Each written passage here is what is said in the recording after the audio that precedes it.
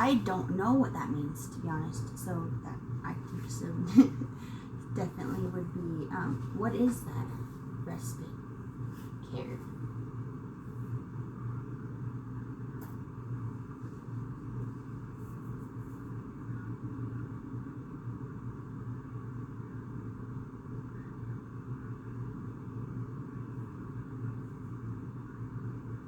Oh, okay.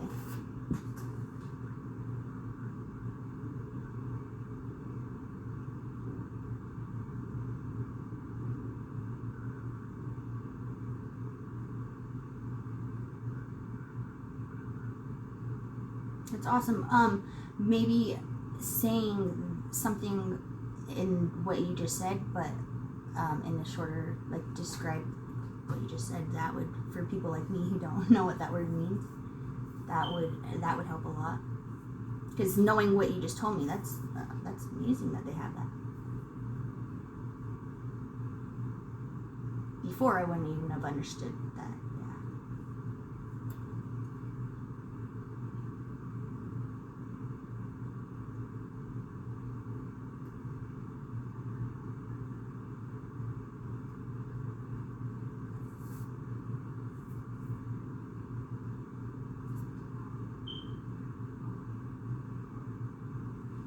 Child who's nonverbal or somebody that that would be able to be trained for that.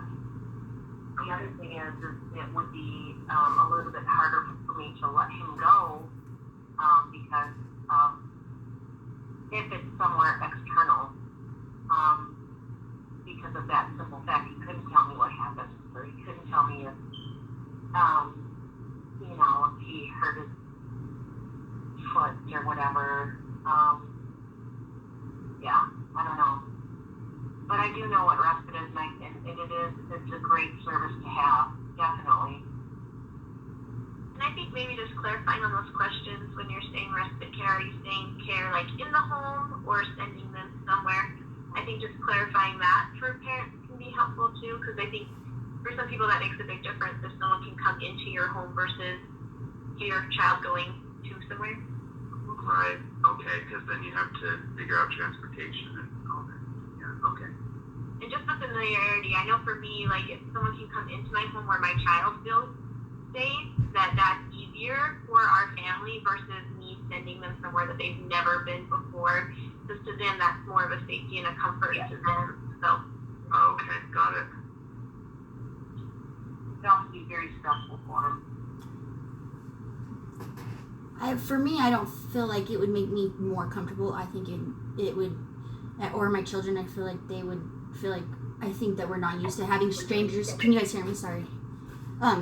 To have strangers in our home would be, or people that we don't know very well, it would be unusual. So, personally, I think that would make it more uncomfortable. So we had somebody come in from Grand Families, and they brought games, and they got down to their level, and it was really, for me, my experience, where I could go and do my reports for the state of Utah.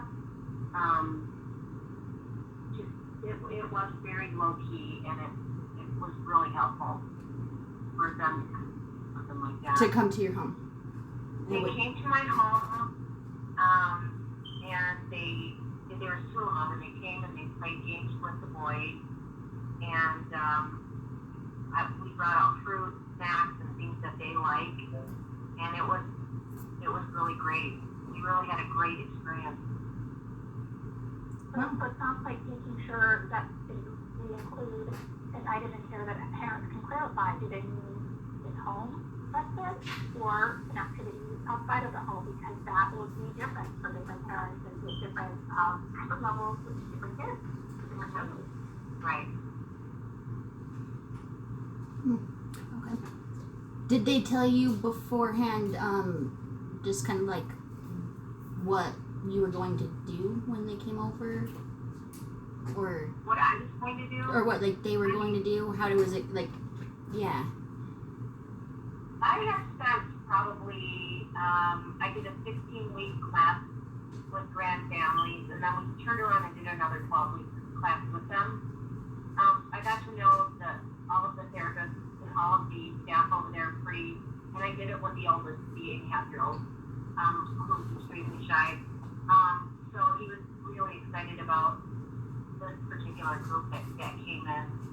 But yeah, we went through what the expectations were and, how long they were going to be here and, was it a couple of weeks, that kind of thing. And for me, I think to have, their little snacks out and what they like and having it available fruit and just, it was outstanding actually. And it was, the first time they came, I went downstairs because I had so much to do. I was backed up paperwork by a week. I sat there 3 minutes and didn't speak. I just needed just quiet time and just stare at the wall and just kind of just chill. But I was away from the kids. They were upstairs, I was downstairs. And then I got to work right after. But I think a fantastic experience. I haven't experienced an external respite, but I am familiar with that word, what that means. But for parents who don't have the background that I had with taking care of my mom for 15 years, respite is probably a foreign term. Okay. Yeah, I'm so sorry. I just gotta get back to work. My lunch break is over, but is there anything else you need from me before I go? No, thank you so much, Heather, for participating. We really appreciate it. And if you do have any feedback or you think of anything later, I think you got the email with the questions that went out. So if you want to respond to that email and some additional thoughts that you weren't able to share, that would be great, but don't feel like you have to. Okay, definitely. Yeah, this has been helpful. Thank you so much for taking the time to listen to us. I really appreciate it. And household tasks, that's something that I never thought of, something that I could ask for. So when I saw that as like an option, I'm like, can I ask? Like, is that a service that can be provided? Because that's amazing. Yeah. We've all kind of thought that like being able to keep your house clean and you have to let go of something. So I thought that was awesome that was on there. So that's my last little 2 cents on that. Thank you. Thank you guys. I appreciate your time. Thank you. I get these. Oh, okay. We will follow up at the end of this and make sure that you get a copy of this. Okay. What other terms stood out to you? We used the term programming in number 2 and number 5. In our last focus group, the feedback we got was to use the term program, like a day program and a summer program. Is that clear what those services mean when you read it like that? Well, for me, it's very vague. Programming could be a gamut of things. It could be, could be like the program we're doing for adaptive sports, right? That's a program. Or it could be a program like a STEM program, like a science, technology, engineering, math program, which I would completely love. I think for me, anything that's educational, something that, we have 2 different spectrums here. We have one that is like off the charts and will continue to research what the planet, or something as intricate as putting something together, it's like fixated on it, and things that are so beyond his years, that I would be very interested in. But then, for the younger one, he's all boy, so programming, I don't know, that's open for interpretation. So, that's something that you could expound on or expand on when you're talking to a parent. But for me, my interpretation is that it's super vague, and it's probably conducive to what the child is capable of doing, right? So it has to be vague, right? But I think that one in particular, I just kind of left that open to, we'd love to have programs, but to what capacity, I guess.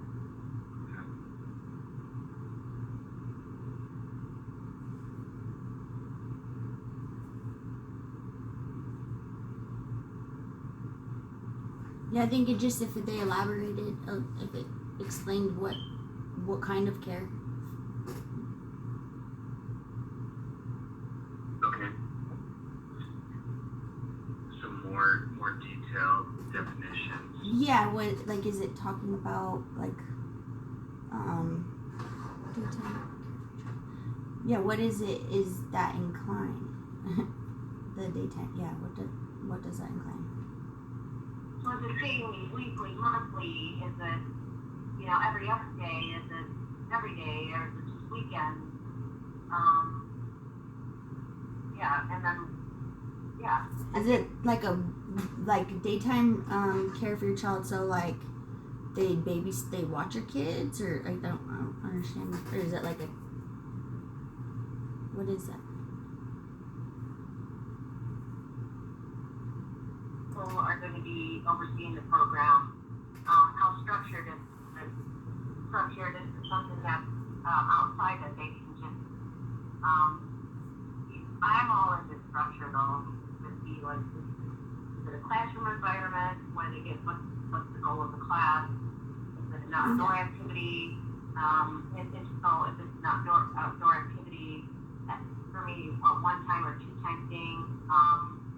Is it individualized? Is it instructor student one-on-one, or is it classroom? I don't know. Is that going too much into depth there? No. I don't know. Sorry, but no, that's what I was exactly. Yeah. Without that, you don't know exactly what they're talking about. I think for me, the reason top of the mind is because I'm doing something like that right now with the kids. Own interpretation of what a problem is. For instance, there's one at BYU that, is a bunch of college students. It's buttoned up as another place like Wasatch Adaptive Sports, for instance, where they have it, where it's just, if I could go on top of them and scream to the whole state of Utah how great people are, I would, because they are fantastic and they have, it's almost like working with, people in our shoes that either have family members or are a therapist that kind of get involved in things like that. The other thing too is doing stuff like that, you're intertwining with other athletes. For instance, we did one in Park City where they were doing a bike race. Well, the teachers felt like amazing because they got to be a member of society with others, but they also felt champions because they got to dress up the bike and then do a mile bike race, which was not a race, but I don't know. So to make sure that it's pretty much buttoned up and structured would be my suggestion. Okay.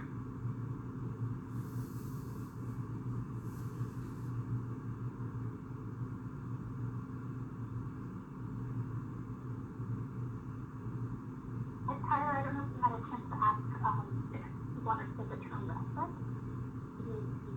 I know that's been already asked. Yeah, we did. Okay, just make sure. Okay, last question. Unless you have other things that you thought we could word better, is the term child. So keep in mind this is a survey that would go out to caregivers of people aged 5 to 25. So it would include adults too. Typically the parent is the caregiver. It could be like Eva, it could be a grandparent or a sibling. Can you recommend a different term for us other than your child that would make sense in these? I would just put a / adult. If it means, if the age bracket of the person that needs the respite, is that what you're saying? Yeah. So it's not always a child, so I would put a child / adult, because, if I was a parent of somebody 18 to 25, I would think, oh, that's for kids.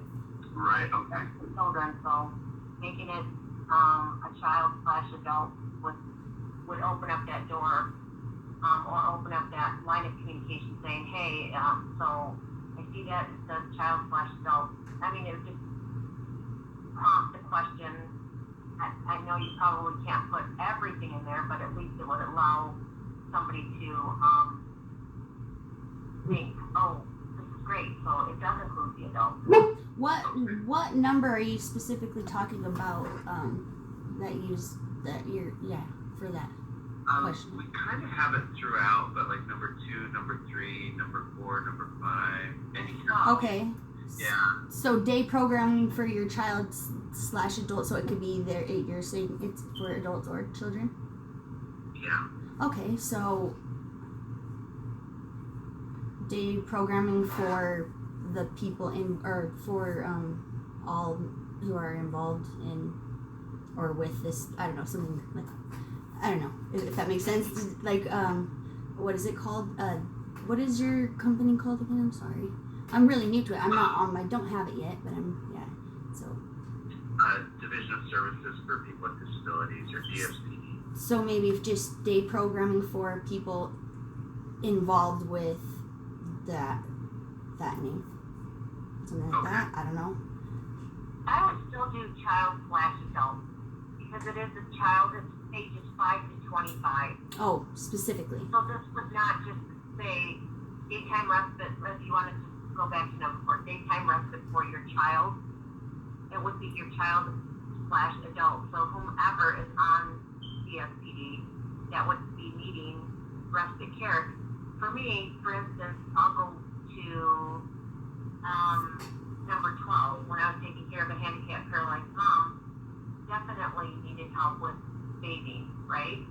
So this one, if I were to, but this is for a 25-year-old. So if this was my child who's 25 years old that needed help bathing or transferring to a toilet or a bed, then in my mind that would be like a CNA coming to the house, right?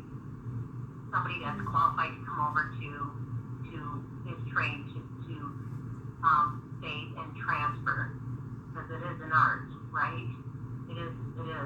You have to do it a special way. But at any rate, I think that would probably ease the question of a person looking into something like that. Do you agree, Adrian? I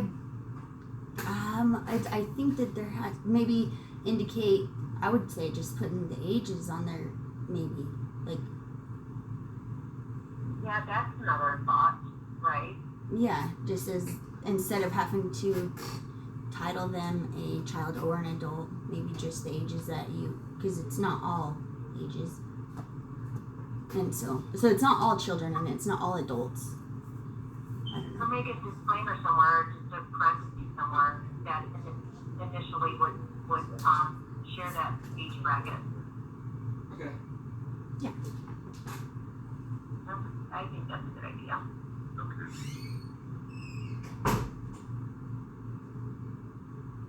Any other final thoughts on? So yes, I do. So the expanded healthcare and insurance coverage, a lot of these are just kind of bullet points for me. And if there's an area that could reference this somewhere where, because even when I was filling this out, I don't know what that means, right? Information on financial resources or stable housing. Again, I don't have a clue. But the expanded health care insurance coverage. Yeah, I'm hoping that maybe somebody can explain once you get into DSPD what all of this means, right? Yeah. So you've been shooting from the hip on answering this questionnaire, right? Mm-hmm. But for me, I'll go back to knowledge is power, and I don't know what this means. So this would probably prompt an emailer, or I'd sit there and ask a bunch of questions, or write down a bunch of questions before meeting with somebody asking what all this means. Family and individual therapy and counseling, again, a lot of this has to do with what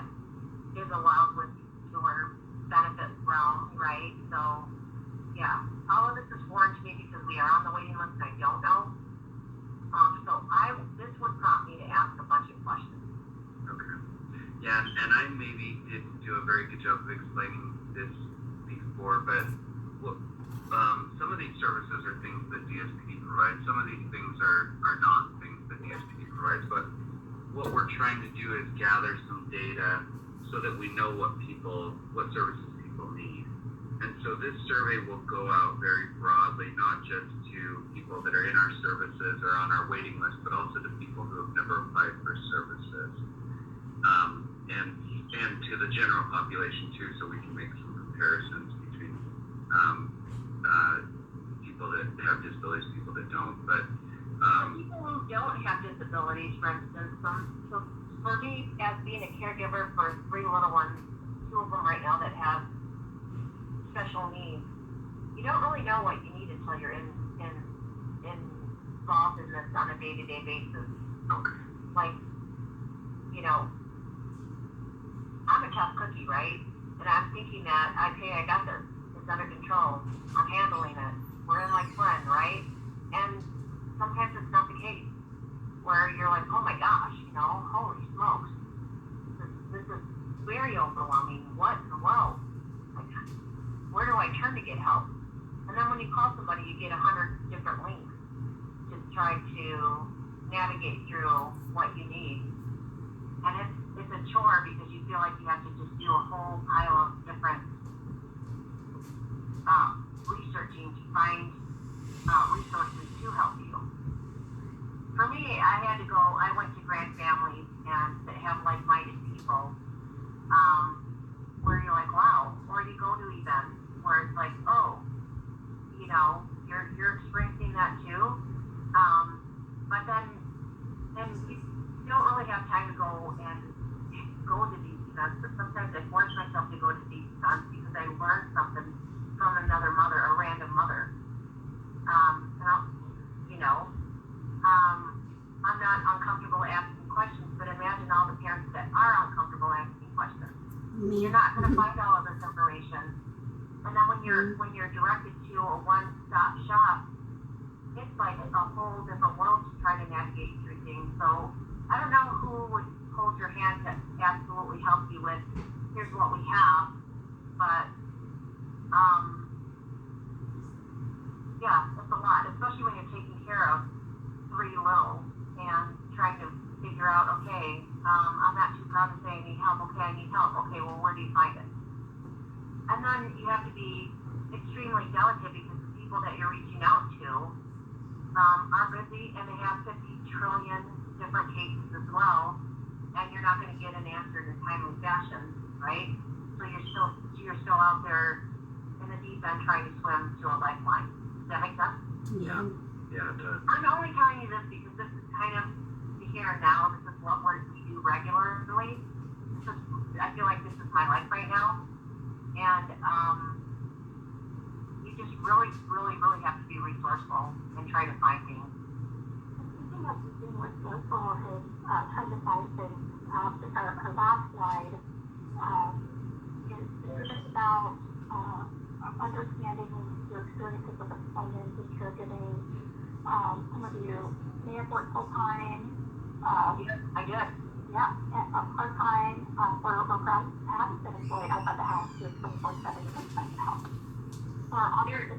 The barriers, I can tell you, is pretty astronomical. There's no way possible.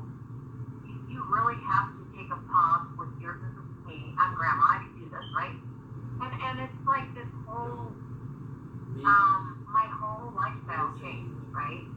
To be out in the field, in the career world, but I feel like this is my job, right? To help these kids. I don't know how everybody views that, right? I don't know how, yeah, because I feel like a lot of these kids, these are some of the parents that I meet out there, it's too challenging, it's too hard. They don't have the time or they don't have the time to go out there and advocate, like boots on the ground, in the grind. You're in the trenches, you're in the mud, you're literally on all fours trying to get through this. It's true. I'm trying to paint a picture for you because I stopped what I had to do personally to make sure that I'm empowering these kids to be able to navigate through this world.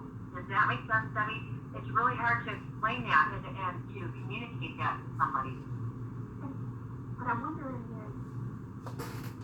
is there a service or something that someone could provide that would make it, if you would want to continue a career that you had been involved with or pursue a new career, is there a service that would make a difference in regards to your ability to do so?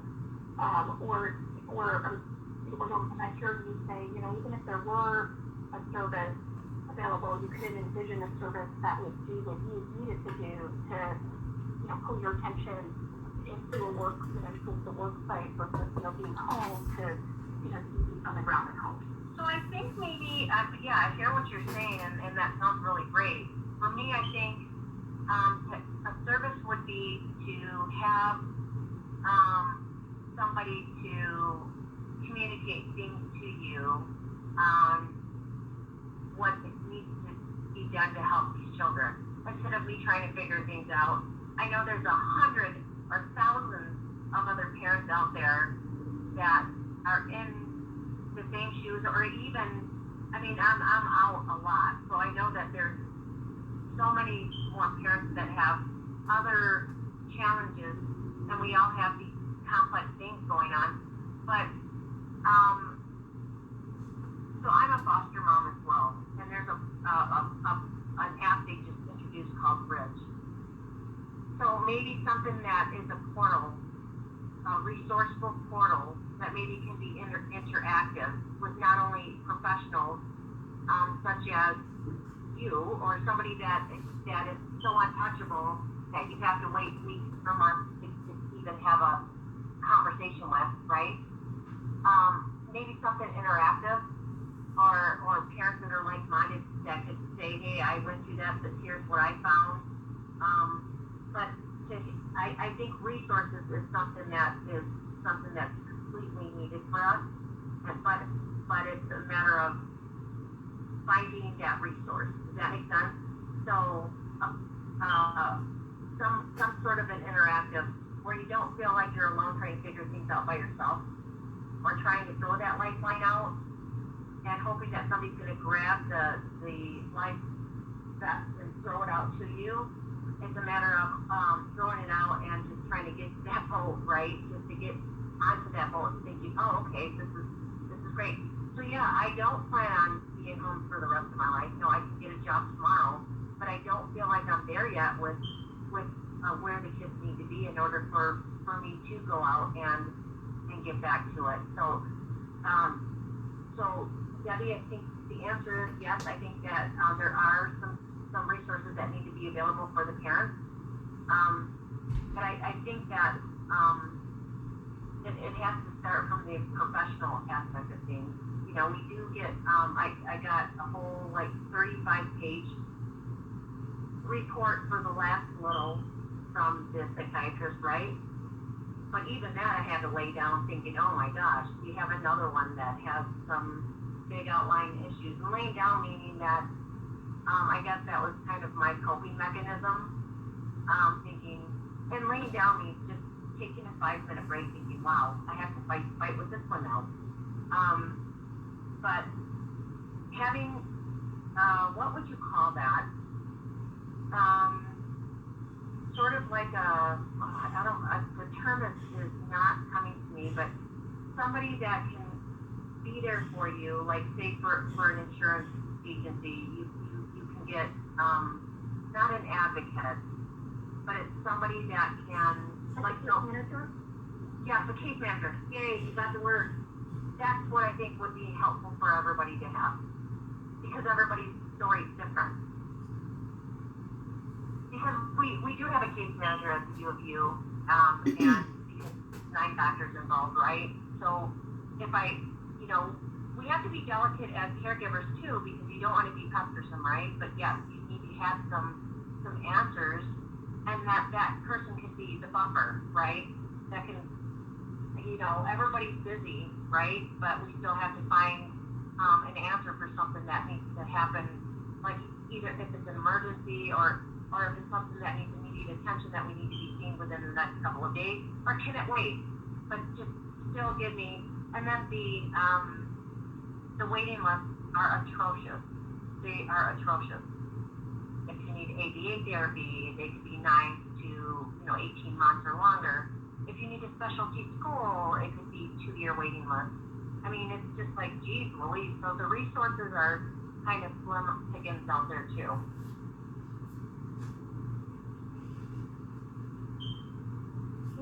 What are your thoughts? The barriers that you found if you were looking for wanting to work outside of the home or within the home, but not entirely with your child? So for me, it was not getting sleep, really, honestly. So I have 3 kids, and they all have to go to school, and they all have to be picked up from school, and I'm a single mom, so I have to do that, but as well as having a job. So there's not a lot of jobs that are going to let you leave, come back. Maybe there is something you can do, but it's hard to find that. And then as well, so what I did was worked graveyards for a while, and thinking, okay, then I can be home in time to get them ready for school, get them from school. Then I didn't even think about the sleeping part, and then I was like, I didn't realize that. I was like, oh, like I have to sleep, but there's no time to sleep. So that didn't work too well, and at all. So no sleep, and just, I think the case, like having a caseworker, that would be awesome, because even just like I have a lot of like really supportive family and everything, but I still don't have a babysitter. I still don't have all those things, just because of their own health issues or problems and stuff. And so with the caseworker, I think that just to have someone to like be that like person that sees out, the person looking outside looking in, it kind of just gives you that like what you're not seeing because you're overwhelmed or something like that, yeah. And the sleep, and also I've been on housing. I'm not on housing anymore, but I've been on housing for a long time, and it's almost like you want to do what you want to work, because I love to work, but when you make if you make a little bit too much, then you actually end up with less, like not being able to eat, like you lose your food stamps and you lose your your health coverage and everything like that. So you lose a lot. You actually end up being more broke. So it kind of seems like you don't really want to do good, because you're seeing your kids less, and also not making any money, trying to make money. So it's not really, other than just being able to work, which feels good to do that, but there's really not, it's not worth it to work. It kind of makes you feel like being not working and just giving into that, but which would be is my biggest fear, but almost seems like the only answer sometimes. So yeah, I mean, when they get older, then it gets easier.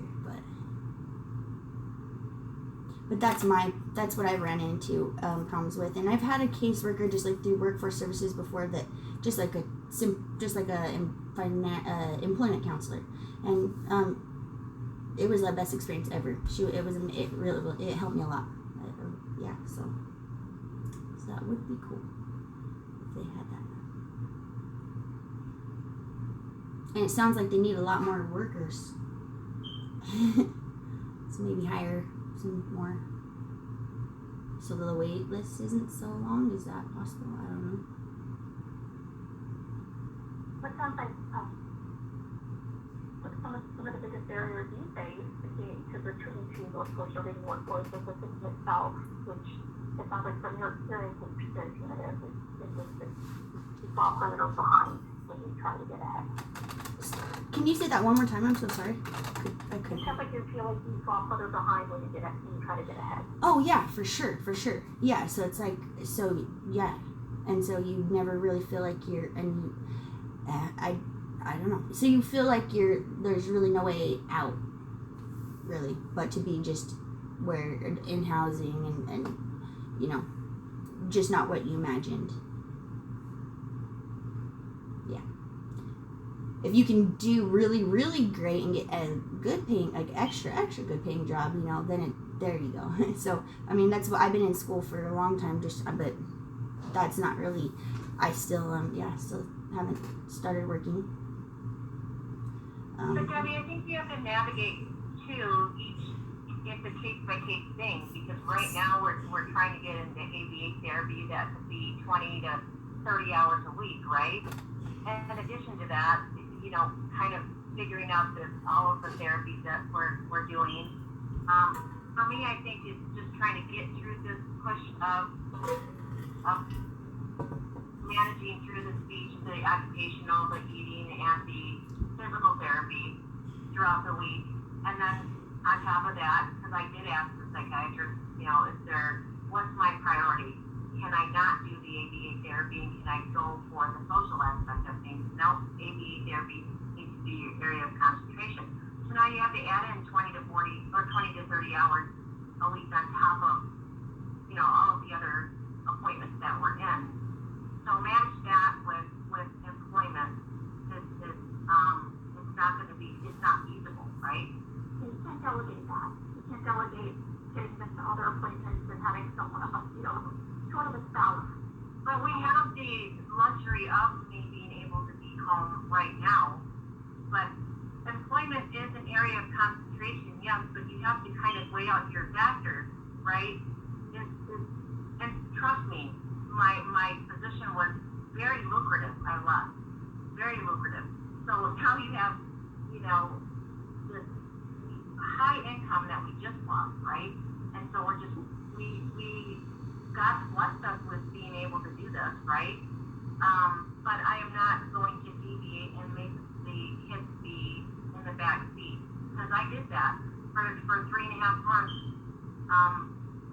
This is why I decided to depart from my employment. Was I was working and realizing that all of the therapies were suffering, all of the appointments were suffering. You did not go, and not knowing the complexity of what was going on with everything else. So employment is something that we are always striving to do, and it does make you feel like a member of society, and you feel really good on bringing these huge paychecks in. But is a paycheck more important than the health of the children? I don't think so. So then we have to just be really,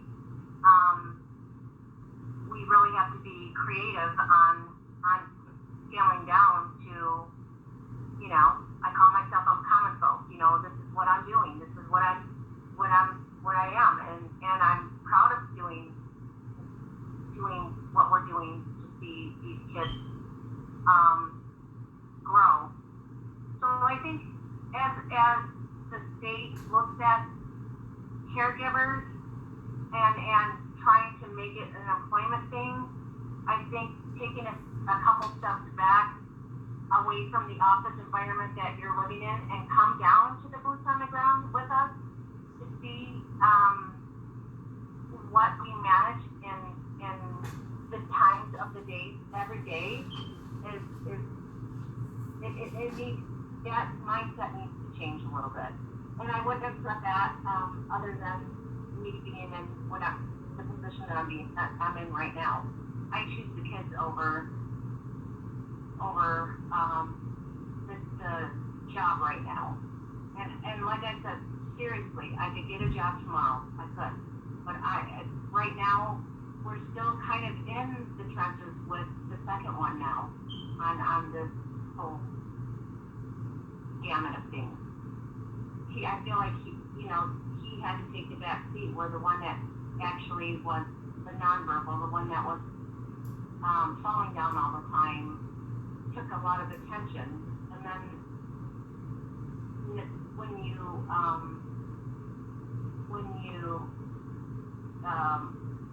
educate yourself with educators, such as the psychiatrist, she gave me a book. Can you see this book? it says autism spectrum disorder, second edition, and there's a doctor that I was trying to get in to see, and I call him. In my day, it was John Elway, but the Tom Brady is today's quarterback, as the best quarterback ever. Wrote this book. During my evaluation, she gave me the book, right? And it was a 4-hour eval. When I read the first couple of pages, I could not believe that this book was written. It was all about the second child. I was like, oh my gosh, that's him all day long. So all I'm saying is that making it an employment issue is I guess and I'm speaking for myself, it's right now it's not feasible. So I think yeah, just everything, all the things, you have to have like a Superman to do all the things you do for your kids, for your grandma, you know, that could cut the who you trust to do all of that. You even to go into another role, and that's not the role that you chose for yourself right now, let alone whether it's an option, because you need to go, you know, to consider everything you're doing with all the different appointments and scheduling everything. So I feel like maybe after we're at a plateau, then yeah, sure, I'm gonna go back to work, right? But right now it's not happening. We're down here, we're not up here ready. Yeah. Because Adrian, as you said, who's going to allow you to leave work and for a whole day, and then you have another occupational appointment the next day, and then you have to go to the doctor to go and see, you know, the Moran Eye Centers, and Yeah. who's going to let you leave that many times? You know, you'll have to take a step back and then go, what is the FMLA? You're going to be gone 12 weeks. And then you're going to go back and you're still not there where you need to be. I'm sorry, But sometimes it takes a lot longer than 12 weeks. sorry, I have to answer this. It's my kid's school calling. I'm so sorry about that. No, that's okay. It actually, it's after 2:30, so I appreciate both of your times. And go ahead, Adrienne, it's a Okay. school calling. So Yep. thank you so much for I missed it. I'll call him back. But okay, thank you. And a parent and grandparent experience raising a child with children with disabilities. Okay, thanks, Debbie, and everybody that allows me to participate. Hopefully that was some helpful. Lots of great information. Sorry I interrupted. Sorry about that. I hope I didn't end it. Okay. No, we were past time, so it actually was like not right at time. Okay. Thank you, Adrienne, for being able to jump in and so that you're able to be part of this. It's hard to start from the beginning, let alone trying to start in the middle and then kind of get with the movement. So I appreciate you doing that. Thank you. Thanks, Debbie. Thanks, John. Bye. Hey, have a great day.